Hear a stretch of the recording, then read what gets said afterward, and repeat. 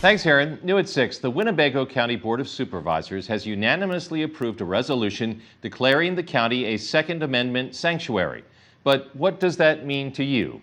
KIMT News 3's Alex Juergens is looking into the declaration and joins us live but unarmed. Right, Alex?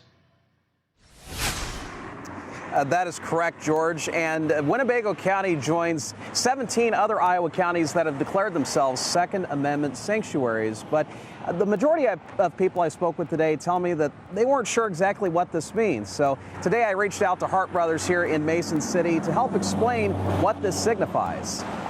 We all likely know what the Second Amendment means, the right to bear arms. But over the last few years, in response to the passage of certain pieces of gun control legislation, some jurisdictions have countered that by declaring Second Amendment sanctuary status.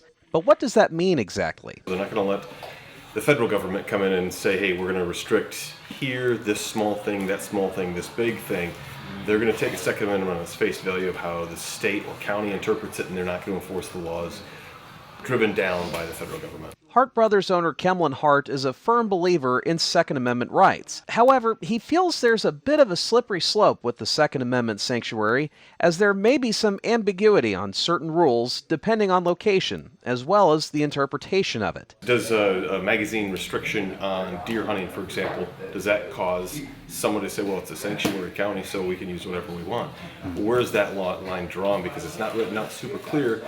Makes it pretty tough to say, oh, that's what you get if you check on that box where I want our county or our state to be a sanctuary area. As to when Iowa could be declared a Second Amendment sanctuary state, Hart would not be surprised due to the state's already strong supportive stance on Second Amendment rights. Having everybody that's kind of on board with the Pro 2A type stuff, yeah, I think we've got a good amount of pendulum swing in our direction.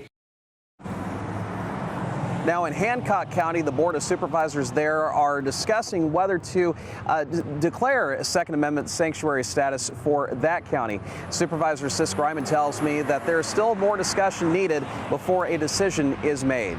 Live in Mason City, Alex Juergens, KIMT News 3. Fascinating. Thank you, Alex. Almost 2,000 counties in 17 states have sanctuary status, according to sanctuarycounties.com.